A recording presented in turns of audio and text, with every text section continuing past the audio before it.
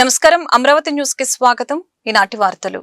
సుపరిపాలన అందిస్తామని ఎన్నికల్లో హామీ ఇచ్చామని నిలబెట్టుకున్నామని ముఖ్యమంత్రి చంద్రబాబు నాయుడు తెలిపారు.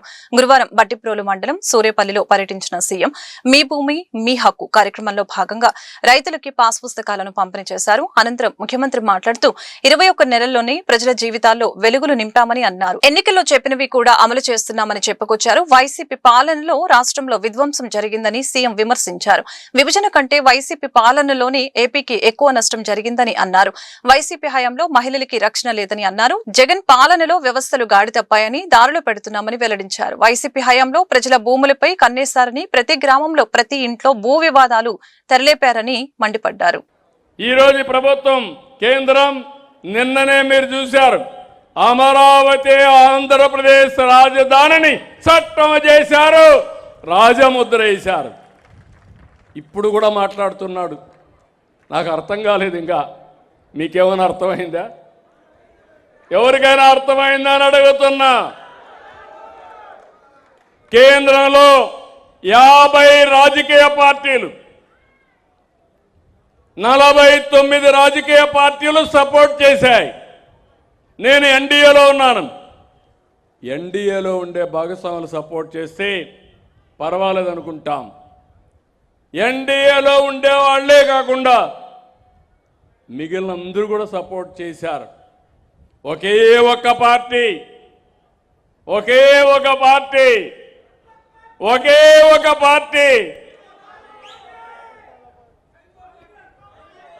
మా తమ్ముడు సైకో పార్టీ. ఒక నాయకుడిని సైకో అనుకున్నాం కానీ పార్టీనే సైకో పార్టీగా తయారు చేశాడు. మావిగన్ అంటాడు. మొన్న 3 ముక్కలాట, ఇప్పుడు మావిగన్. వాటికన్ అలా సంతోషం. దాని ప్రతిష్ఠ దీలా, పరువు దీలా. దీనికంటే ఏమి ఎక్స్పెక్ట్ చేస్తారు మీరు అడుగుతున్నా. ఆడబిడ్డల గౌరవాన్ని గురించి మాట్లాడుతున్నాడు. అమరావతి ఆడబిడ్డల్ని ఎన్ని అవమానాలు చేశారు. సోషల్ మీడియాలో పెట్టి ఎంత క్యారెక్టర్ అసాసినేషన్ చేశారు. కడాన మా మిస్సెస్ను కూడా ఏ విధంగా చేశారు. ఆయన మిస్సెస్ని చేస్తే నేను ఖండించా. కనీస సభ్యత లేదు. ఇలాంటి వాళ్ళని ఏమనాలి నాకైతే అర్థం కాదు. ఇప్పుడు అంటున్నారు మళ్ళీ అమరావతి కట్టలేమంట. నీలాంటి 1000 మంది కాదు సైకోలు ఎవడొచ్చినా అమరావతి ఆగదు. ఆగాలని మిమ్మల్ని అడుగుతున్నా. అమరావతి జోలుకొస్తే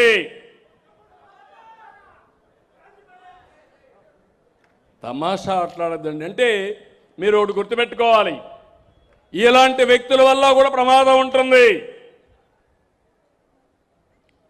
అధికారంలో ఉంటే విధ్వంసం చేశాడు, అపోజిషన్లో ఉంటే బెదిరిస్తున్నాడు.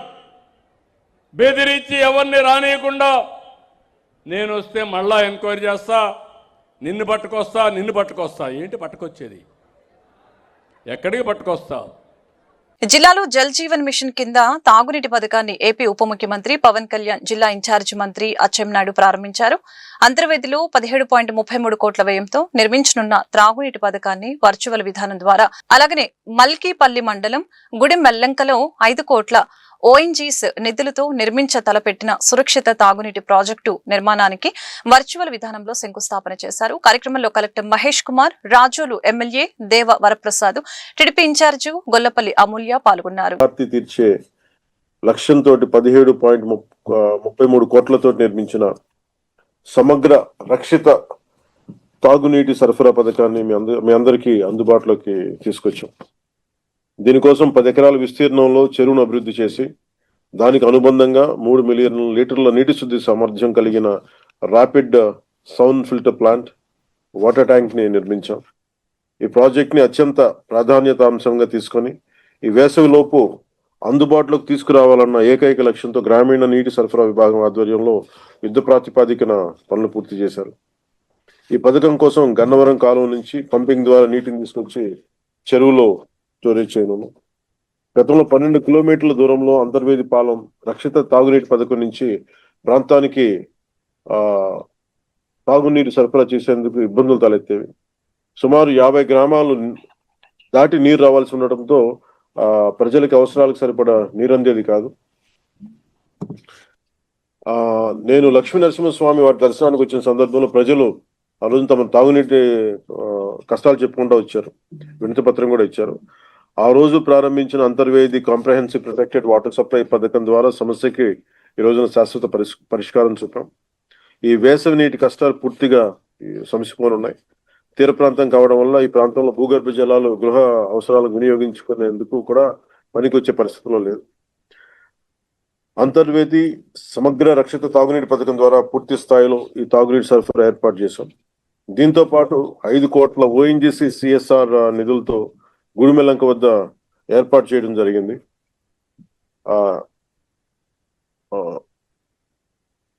ఏర్పాటు చేయనున్న 6 మిలియన్ లీటర్ల సామర్థ్యం కలిగిన ర్యాపిడ్ సౌండ్ ఫిల్టర్ల ఏర్పాటు పనులు ప్రారంభించాం. ఈ పనులు పూర్తయితే గుడిమెల్లంక రక్షిత తాగునీటి పథకం సామర్థ్యం మెరుగుపడుతుంది. 29 గ్రామాల పరిధిలో సుమారు 1,20,000 మందికి పూర్తి స్థాయిలో తాగునీరు అందుతుంది. దీనికి CSR ఫండ్స్ కోసం ముందుకొచ్చి దాదాపు 5 కోట్ల నిధులు ఇచ్చిన ONGC సంస్థకి ఎగ్జిక్యూటివ్ డైరెక్టర్ శ్రీ హేమంత్ ముల్కాజీ గారికి, chief general manager Shri Ramarao గారికి మనస్ఫూర్తిగా రాష్ట్ర ప్రభుత్వం తరఫున ఎన్డీఏ ప్రభుత్వం సీఎం చంద్రబాబు నాయుడు ఆకాంక్షించిన విధంగా ప్రతి ఇంటి నుండి ఒక మహిళ పారిశ్రామికవేత్త ఎదిగే దిశగా చర్యలు చేపడుతున్నామని కృష్ణా జిల్లా కలెక్టర్ డీకే బాలాజీ తెలిపారు. ముఖ్యంగా స్వయం సహాయక సంఘాలకు చెందిన ఔత్సాహిక మహిళా పారిశ్రామికవేత్తలు రూపొందించిన ఉత్పత్తులకు మార్కెటింగ్ సదుపాయం కల్పించేందుకు వీలుగా బయర్స్ అండ్ సెల్లర్స్ మీట్ ఏర్పాటు చేస్తున్నామని ఆయన వివరించారు. ఈ అవకాశాన్ని స్వయం సహాయక సంఘాల మహిళలంతా సద్వినియోగం చేసుకుని పారిశ్రామికవేత్తలుగా ఎదగాలని ఆయన ఆకాంక్షించారు. కృష్ణా జిల్లా స్వయం సహాయక సంఘాల మహిళా పారిశ్రామికవేత్తల నేతృత్వంలో buyers and sellers meet Gandhinagar లోని Vijayawada Chamber of Commerce and Industries హాల్లో ఏర్పాటు చేశారు. 2 రోజుల పాటు జరిగే ఎగ్జిబిషన్ లో కృష్ణా జిల్లాకు చెందిన మహిళా పారిశ్రామికవేత్తలు తాము తయారు చేసిన ఉత్పత్తుల్ని ప్రదర్శించారు. ఈ ప్రదర్శనను కృష్ణా జిల్లా కలెక్టర్ డీకే బాలాజీ ప్రారంభించారు. అనంతరం ఆయన ప్రదర్శనను ఆసక్తిగా తిలకించారు. స్వయం సహాయక సంఘాల మహిళా పారిశ్రామికవేత్తలతో మాట్లాడి వారు రూపొందించిన ఉత్పత్తుల్ని అడిగి తెలుసుకున్నారు. అలాగనే వారు తయారు చేసే ఆహార ఉత్పత్తులతో పాటు ఇతర వస్తువుల నాణ్యతను హోల్సేల్ అండ్ రీటైల్ వ్యాపారస్తులకు పరిచయం చేసే ఉద్దేశంతో ఈ బయర్స్ అండ్ సెల్లర్స్ మీట్ ఏర్పాటు చేశామని చెప్పారు. ఇందుకు వేదిక కల్పించిన Vijayawada Chamber of Commerce and Industries ప్రతినిధుల్ని కలెక్టర్ బాలాజీ అభినందించారు. ఈ కార్యక్రమంలో ఛాంబర్ కార్యదర్శి వక్కలగడ్డ శ్రీకాంత్, ఇంకా రజని, వివికే నరసింహారావు, ఈమని దామోదర్రావు, కొత్త దుర్గా శ్రీనివాసు, స్పీడ్ సుబ్బారావు తదితరులు పాల్గొన్నారు. నమస్కారం. ఆంధ్రప్రదేశ్ ప్రభుత్వం ప్రతి ఇంటిలో కూడా 1 ఫ్యామిలీ 1 ఆంట్రప్రినర్ అనే నినాదంతో మహిళా పారిశ్రామికవేత్తలని ఎక్కువ పెద్ద స్థాయిలో ప్రమోట్ చేసే కార్యక్రమం చేస్తున్నమాట అందరికీ తెలిసే ఉంది. దీంట్లో భాగంగా మన కృష్ణా జిల్లాలో మనము కొంతమంది స్పిరిటెడ్ ఆంట్రప్రినర్స్ని ఐడెంటిఫై చేసాం. అంటే స్పిరిటెడ్ ఆంట్రప్రినర్స్ అంటే ఎవరెవరు నిజంగా జీవితంలో ఎదగాలి అనే నిజంగా పట్టుదలతో ఏదో ఒక బిజినెస్ యాక్టివిటీలో చేస్తూ ఉంటారో అలాంటి వాళ్ళని గుర్తించి వాళ్ళకి లోన్ అవసరం ఉంటే లోన్ ఇప్పించే కార్యక్రమం చేసి వాళ్ళకి ఓన్లీ లోన్తో మనం సరిపెట్టకుండా దాన్ని ఇంకొక అడుగు ముందుకు వెళ్ళి వాళ్ళకి మార్కెట్ లింకేజ్ కూడా కల్పించాలి అనే ఉద్దేశంతో పని చేస్తున్నాము. దీంట్లో భాగంగా చాలామంది ఆంట్రప్రినర్స్ మేము వెళ్ళినప్పుడు మాకు అర్థమైంది ఏమంటే వాళ్ళ దగ్గర చాలా మంచి ప్రోడక్ట్ ఉంది. అంటే అది ఫుడ్ ప్రోడక్ట్ ఉండొచ్చు, టెక్స్టైల్ ప్రోడక్ట్ ఉండొచ్చు, కొంతమంది క్లీనింగ్ ప్రోడక్ట్స్ ఉండొచ్చు. ఇలాంటివి చాలా మంచి ప్రోడక్ట్స్ చేస్తున్నప్పటికీ కూడా వాళ్ళకి సరైన మార్కెటింగ్ ఫెసిలిటీస్ లేకపోవడం వల్ల వాళ్ళ గ్రోత్ అనేది కొంచెం రిస్ట్రిక్ట్ అవుతుంది అనేది అర్థం చేసుకొని వాళ్ళకి మార్కెట్ లింకేజెస్ ఇప్పించాలి అనే ఉద్దేశంతో ఒక బయర్ సెల్లర్ మీట్ ఏర్పాటు చేయాలి అని ఒకసారి అనుకోకుండా కృష్ణా జిల్లా కలెక్టర్ గారు ఏర్పాటు చేసిన ఈ బయర్ సెల్లర్ మీటింగ్ వెళ్ళడం జరిగింది. అక్కడ ఈ మీటింగ్ చూసిన తర్వాత మాకు కూడా ఒక ఆలోచన వచ్చింది. మాలో కూడా వ్యాపారస్తులు సెల్లర్స్ గురించి చూస్తూ ఉంటారు. అలాంటి వాళ్ళు మంచి ప్రోడక్ట్స్ తయారు చేసినప్పుడు వాళ్ళని ఎంకరేజ్ చేయడానికి మా వంతు సహాయంగా మేము కూడా కృష్ణా జిల్లా కలెక్టర్ గారిని రిక్వెస్ట్ చేయడం జరిగింది. సార్, మా ఆదాయంలో కూడా ఒక 400 మంది వ్యాపారస్తులు ఉన్నారు. వాళ్ళందరికీ కూడా మీరు ఎక్కడో పెడితే దానికంటే మా ఛాంబర్లో మేము ప్లేస్ ఇస్తాం, మీరు దయచేసి మా ఛాంబర్లో పెడితే వాళ్ళందరూ కూడా వచ్చి ఈ ప్రొడక్షన్ చూసి దాని యొక్క క్వాలిటీని బట్టి వాళ్ళు ఆర్డర్ ఇవ్వడానికి కుదురుతుందని చెప్పినప్పుడే వెంటనే వారు దీనికి స్పందించి మాకు ఈ అవకాశం ఇచ్చినందుకు ముఖ్యంగా కలెక్టర్ గారికి మేము ధన్యవాదాలు తెలుపుకుంటున్నాం. అలాగే ఉమెన్ ఎంటర్ప్రెన్యూర్స్ని మన ముఖ్యమంత్రి గారు చెప్పినట్టు ప్రతి ఇంటిలోనూ ఒక ఎంటర్ప్రెన్యూర్ తయారు చేయడానికి ముఖ్యమంత్రి గారు ఇలాంటి కార్యక్రమాలు చేపట్టారు. దానికి గాను ఆ కార్యక్రమం చేపట్టిన తర్వాత వారు తెలుగు భాషను కేవలం మాట్లాడే సాధనంగా కాకుండా ఒక వ్యవస్థగా నియమాలతో కూడిన శాస్త్రంగా అభివృద్ధి చేయడానికి పరవస్తు చిన్నయ్య సూరి అనితర సాధ్యమైన కృషి చేశారని మండలి వెంకట కృష్ణారావు అధికార భాషా సంఘం అధ్యక్షులు విక్రమ్ పూలా అన్నారు. వ్యాకరణ రచన ద్వారా తెలుగు భాషకు వ్యవస్థీకృత రూపం ఇచ్చిన ఘనత చిన్నయ్య సూరికి దక్కుతుందని తెలిపారు. కేబిఎన్ కళాశాల కృష్ణ విశ్వవిద్యాలయం చెన్నుపూరి తెలుగు అకాడమీ సంస్థల సంయుక్త ఆధ్వర్యంలో పరవస్తు చిన్నయ్య సూరి వైదుష్యం అంశంపై జాతీయ సదస్సు జరిగింది. ముఖ్య అతిథిగా పాల్గొన్న విక్రమ్ పూల మాట్లాడుతూ వ్యాకరణం లేని భాష చిల్లులు ఉన్న పడవలో ప్రయాణం చేయటమేనని తెలియజేశారు. వ్యాకరణ రచన ద్వారా తెలుగు భాషకు వ్యవస్థీకృత రూపం ఇచ్చిన ఘనత చిన్నయ్య సూరికి దక్కుతుందని ఈ సందర్భంగా తెలియజేశారు. తెలుగు భాషను కేవలం మాట్లాడే సాధనంగా కాకుండా ఒక వ్యవస్థగా నియమాలతో కూడిన శాస్త్రంగా అభివృద్ధి చేయడానికి కృషి చేశారని అన్నారు. చిన్నయ్య రచనల్లో ప్రతి నియమం వెనుక తార్కికత ఉంటుందని చిన్నయ్య సూరి తెలుగు వ్యాకరణానికి ఒక పద్ధతిని క్రమాన్ని తీసుకువచ్చారని తెలిపారు. 100% PhD అన్నమాట. మీ అందరికీ కూడా ముందుగా హృదయపూర్వకంగా అభినందనలు తెలియజేస్తూ చిన్నయ్య సూరి గారి గురించి మాట్లాడే అంత పరిజ్ఞానం పాండిత్యం మాకు లేదు, కానీ జస్ట్ దీనికి మాట్లాడాలి 2 మాటలు అనే ఉద్దేశంతో వచ్చాం గనక మరి చిన్నయ్య సూరి గారి వైదిష్యం అన్నారు. వైదిష్యం అంటే ప్రత్యేకించి మీకు చెప్పవసరం లేదు, తెలుగులో మీకు బ్రహ్మాండమైన పరిజ్ఞానం ఉంది కనుక వైదిష్యం అంటే పాండిత్యం. చిన్నయ్య సూరి గారి గురించి పాండిత్యం ఈ రోజంతా కూడా గొప్ప గొప్ప ఉపన్యాసవేత్తలు అలాగే మనకి ఈ రోజున వచ్చిన ముఖ్య అతిథి ఆత్మీయ అతిథుల ద్వారా మీరు తెలుసుకోబోతున్నారు. మరి చిన్నయ్య సూరి గారు మరి నన్నయ్య గారి గురించి మీకు తెలుసో తెలియదో మన రామకృష్ణ గారి ఆధ్వర్యంలో రాజరాజ నరేంద్రుడు విజయవాడను పరిపాలించి 1000 సంవత్సరాలైన సందర్భంగా మనం ఈ నన్నయ్య మీద 2300 మంది విద్యార్థిని విద్యార్థుల చేత నాకు తెలిసి ఆంధ్ర రాష్ట్రంలో మొట్టమొదటిసారిగా మరి 108 పద్యాలను దాదాపుగా 4 నెలల పాటు అభ్యాసం. ఏబిఎన్ రాధాకృష్ణ పత్రికా రంగం పేరుతో మహిళల వ్యక్తిత్వాన్ని కించపరుస్తూ రాజకీయ బ్రోకర్ గా వ్యవహరిస్తున్నారని మాజీ మంత్రి వెల్లంపల్లి శ్రీనివాసరావు మండిపడ్డారు. పోలీసులు తక్షణమే సుమోటోగా కేసు నమోదు చేసి రాధాకృష్ణను అరెస్టు చేయాలని డిమాండ్ చేశారు. రాష్ట్ర పార్టీ పిలుపు మేరకు 1 టౌన్ పోలీస్ స్టేషన్ లో రాధాకృష్ణపై ఫిర్యాదు చేసిన అనంతరం వెల్లంపల్లి మీడియాతో మాట్లాడారు. రాధాకృష్ణ పత్రికా యజమాని కాదని, నైతిక విలువలు లేని వ్యక్తి అని తీవ్రంగా విమర్శించారు. పత్రికా స్వేచ్ఛ పేరుతో మహిళల గౌరవంతో ఆటలాడితే సహించబోమని ఈ సందర్భంగా హెచ్చరించారు. మహిళా లోకం తిరగబడి బుద్ధి చెప్తుందని అన్నారు. అది అత్యంత ఘాటుగా స్పష్టం చేశారు. ఈ కార్యక్రమంలో పార్టీ నాయకులు మహిళా కార్యకర్తలు పాల్గొన్నారు. ఏదైతే మొన్న శనివారం నాడు ఆ బూత్ కృష్ణ తప్పుడు మా వార్తలు మాట్లాడాడో దాని పేరే ఓపెన్ ఆర్ట్ విత్ ఆర్కే అని చెప్పి ఉండదు దాని పేరు. అతని యొక్క గుండెలో ఉండే చండాలపు మాటలన్నీ కూడా వైఎస్ఆర్ కాంగ్రెస్ పార్టీ నాయకుల మీద వారి కుటుంబ సభ్యుల మీద అసభ్యంగా మాట్లాడాడు, మహిళల్ని కించపరిచే విధంగా మాట్లాడాడు. వాటిని పూర్తిగా వైఎస్ఆర్ కాంగ్రెస్ పార్టీ తరఫున ఖండిస్తున్నాం. అదేవిధంగా ఈరోజు పశ్చిమ నియోజకవర్గంలో ఉన్న మా 1 టౌన్ పోలీస్ స్టేషన్లో మొత్తం మా మహిళలందరూ కలిసి ఎవరైతే మా మనోభావాలను దెబ్బతిన్నాయని చెప్పని ఇక్కడ స్టేషన్లో కూడా రాధాకృష్ణ మీద కంప్లైంట్ ఇవ్వడం జరిగింది. ఏమంటే మహిళల్ని కించపరిచే విధంగా వాళ్ళ వ్యక్తిత్వాన్ని హననం చేసే విధంగా మాట్లాడిన రాధాకృష్ణని తక్షణమే కేసు కట్టి అరెస్టు చేయాలని చెప్పి మేము డిమాండ్ చేస్తున్నాం. ఎందుకంటే నిన్న మేము ఏబిఎన్ ఏదైతే ఆంధ్రజ్యోతి కార్యాలయం మీదకి వెళ్తే మమ్మల్ని కిలోమీటర్ దూరంలోనే ఆపేశారు. అదే గతంలో సాక్షి పేపర్ మీద కానీ సాక్షి ఛానల్ ఆఫీస్ మీద కానీ అనన మాటలకి సాక్షి ఏలూరులో అయితే మా సాక్షి పేపర్ ఆఫీస్ని తగలబెట్టడం జరిగింది. పోలీసులు అక్కడ మాత్రం దగ్గరుండి సాక్షి మీడియా. మన విజయవాడ నగరంలో పశ్చిమ నియోజకవర్గంలో ఏదైతే 1 టౌన్ పోలీస్ స్టేషన్ ఉందో ఈ పోలీస్ స్టేషన్కి మా మాజీ మంత్రివర్యులు వెల్లంపల్లి శ్రీనివాసరావు గారు, మా పుణ్యశీల గారు, అలాగే మా మాజీ చైర్మన్స్, అలాగే మాజీ కార్పొరేటర్లు, మన వైఎస్ఆర్సీపీ పార్టీ శ్రేణులు, నాయకులు, రాష్ట్ర స్థాయి, జిల్లా స్థాయి, నియోజకవర్గ స్థాయి అందరు నాయకులు ఈరోజు రావటం జరిగింది. ఎందుకు అనంటే వైఎస్ఆర్సీపీ నాయకుల కుటుంబ సభ్యుల మీద ఈరోజు ఏబిఎన్ రాధాకృష్ణ ఎంత అనుచిత వ్యాఖ్యలు చేశాడో, ఎంత దారుణమైన మాటలు మాట్లాడాడో మనం అందరం చూసాం. ఈరోజు ఆంధ్ర రాష్ట్రమే కాదు, తెలంగాణలో కూడా మహిళలు కాండ్రించి ఉమ్మేసేలా ఉన్నాయి ఆయన మాటలు. ఆయన వ్యవహారం ఏ రకంగా ఉంది అన్నది, ఆయన మాట్లాడింది పద్ధతా కాదా అన్నది వెళ్ళి రాధాకృష్ణ గారు ఆయన కూతురుని వెళ్ళి నేను ఈ మాటలు మాట్లాడాను, నేను ఈ రకంగా మాట్లాడాను, ఇది కరెక్టా కాదా అని చెప్పి ఒక్కసారి వెళ్ళి ఆయన కూతురుని అడిగితే ఆయన కూతురు సమాధానం చెప్పిద్ది. నువ్వు మనిషి పుట్టుకే పుట్టావా, మనిషి పుట్టుకు పుడితే ఇలాంటి మాటలు మాట్లాడతావా, మహిళలంటే నీకు అంత చులకనగా ఉందా అని ఆయన కూతురుందే ఆ అమ్మాయి. జగన్ రెడ్డి చెప్పిన మావిగన్ సూత్రాన్ని చూసి ప్రజలు చీకొట్టారని టీడీపీ నేత బుద్దా వెంకన్న విమర్శించారు.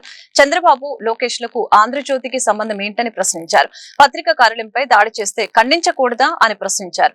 అసెంబ్లీ సాక్షిగా చంద్రబాబు సతీమణిని అవమానిస్తే మద్దతు పలికింది జగన్ కాదా అని ఫైర్ అయ్యారు. వైసీపీ అధినేత వైఎస్ జగన్మోహన్ రెడ్డిపై తెలుగుదేశం పార్టీ సీనియర్ నేత బుద్దా వెంకన్న తీవ్ర ఆగ్రహం వ్యక్తం చేశారు.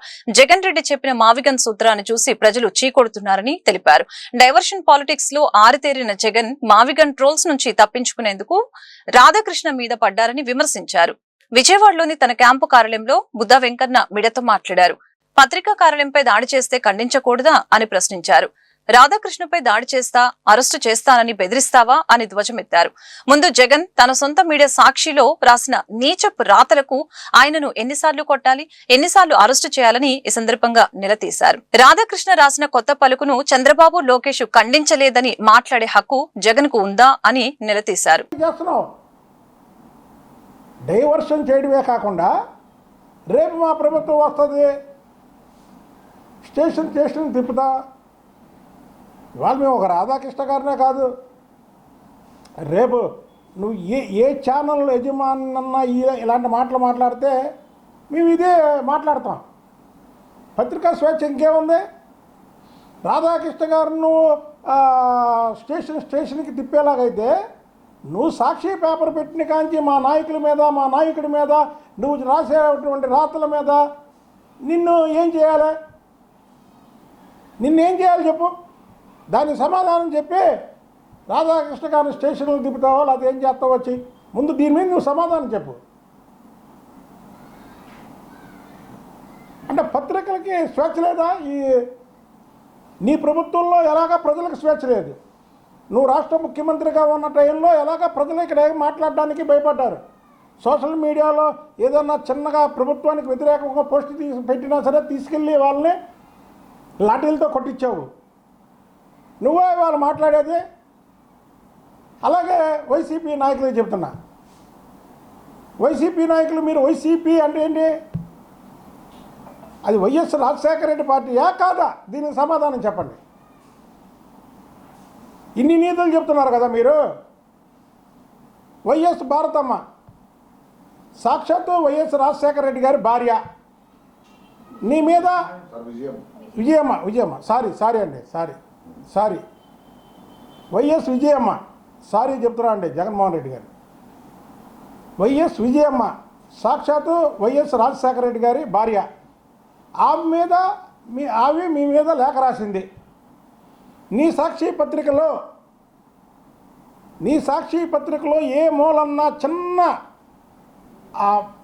దాని గురించి రాసావా? ఈరోజు గుంటూరు నగర అధ్యక్షురాలు మరియు తూర్పు నియోజకవర్గ ఇన్ఛార్జి షేక్ నూరి ఫాతిమా పాత గుంటూరు పోలీస్ స్టేషన్ ని సందర్శించి ఏబిఎన్ ఆంధ్రజ్యోతి రాధాకృష్ణ చేసిన అభ్యంతరకర వ్యాఖ్యలపై సిఐకి అధికారికంగా ఫిర్యాదు చేశారు. రాజకీయ ప్రయోజనాల కోసం తప్పుడు ప్రచారాలు చేస్తూ వ్యక్తుల ప్రతిష్టతకు భంగం కలిగించేలా వ్యవహరిస్తున్న రాధాకృష్ణపై తక్షణమే చర్యలు తీసుకోవాలని ఈ సందర్భంగా ఆమె డిమాండ్ చేశారు. అందరికీ నమస్తే, అస్సలాము అలైకుం, వందనాలు. ఈరోజు మరి ఏబిఎన్ ఆంధ్రజ్యోతికి సంబంధించిన అధినేత రాధాకృష్ణ గారి మీద మరి కంప్లైంట్ ఇవ్వడానికి ఈరోజు పాతగుంటూరు స్టేషన్ దగ్గర రావడం జరిగింది. ఒకటే చూడండి, న్యాయం అనేది ప్రజలకు కానీ లేకపోతే ప్రజాప్రతినిధులకు కానీ ఎవరికైనా కూడా లా అండ్ ఆర్డర్లో అలాగే అక్కడ జరిగిద్దని చెప్పి ఒక నమ్మకం ఉంటుంది. కానీ ఈ కూటమి ప్రభుత్వం వచ్చిన తర్వాత లా అండ్ ఆర్డర్ వాళ్ళకి తొత్తులుగా మారుతుంది తప్ప ఎక్కడా కూడా న్యాయం జరగట్లేదు. మేము రాష్ట్రం మొత్తం కూడా వైఎస్ఆర్సీపీ అధినేత జగన్మోహన్ రెడ్డి గారు అలాగే ఆయన ఆదేశాల మేరకు ప్రతి చోట కూడా మరి ఏబిఎన్ ఆంధ్రజ్యోతికి సంబంధించిన మరి అధినేత ఆయన రాధాకృష్ణ మీద ఈరోజు కంప్లైంట్ ఇవ్వడం జరిగింది. ఆయన ఇచ్చిన వ్యాఖ్యల మీద మరి ఎందుకనంటే క్షమాపణ బయటికి వచ్చి చెప్పుంటే చాలా బాగుండేది. ఆయన విఘ్నతకి ఆయన మరి దీనికి నిజంగానే క్షమాపణ చెప్పుంటే బాగుండేది. కానీ విలువలతో విలువలతో ఆయన మీడియాని నడపట్లేదు, విలువలతో ఆయన రాతపూర్వకం కానీ మాటలు కానీ లేవు. కాబట్టి ఈరోజు ఆయన మీద కంప్లైంట్ చేయడం జరిగింది. గతంలో ఒక ఇన్సిడెంట్ సాక్షి టీవీకి సంబంధించి కొమ్మినేని శ్రీనివాస్ గారి మీద కూడా మరి ఆ రోజు టీడీపీ గూండాలు మరి సాక్షి ఆఫీస్ మీద ఏ విధంగా దాడి చేసి ఆయన్ని జైల్లో పంపించారో అలాగే ఈరోజు రాధాకృష్ణ గారిని కూడా జైలుకి పంపించాలని చెప్పి మేము కోరుతున్నాము. ఎందుకంటే ఆయన చేసిన వ్యాఖ్యల కన్నా ఈ వ్యాఖ్యలు చాలా దారుణమైనవి. ఈ వ్యాఖ్యలు ఏ విధంగా ఉన్నాయంటే మహిళా లోకం తల దించుకునే విధంగా ఉన్నాయి. కాబట్టి ఈ శిక్ష ఆయనకు కూడా అమలు అవ్వాలని చెప్పి మేము కోరుతున్నాము. అలాగే ముందు ఎప్పుడైనా మాట్లాడేటప్పుడు ఆలోచన చేసి రాసేటప్పుడు ఆలోచన చేసి రాయాలని చెప్పి మేము అందరం హెచ్చరిస్తున్నాము. ఖచ్చితంగా ఒకవేళ వీళ్ళు ఇక్కడ యాక్షన్ తీసుకోకపోతే ఖచ్చితంగా మేము కోర్టు మెట్లెక్కి న్యాయ పోరాటం చేస్తాము. అలాగే 2029 గుర్తుపెట్టుకోండి, మళ్ళీ 2029 మీరు కటకటాల వెనకాల వెళ్లాల్సి వస్తుంది. ఈ వార్తలు ఇంతటితో సమాప్తం. మరొక బులెటిన్లో మళ్ళీ కలుద్దాం. నమస్కారం.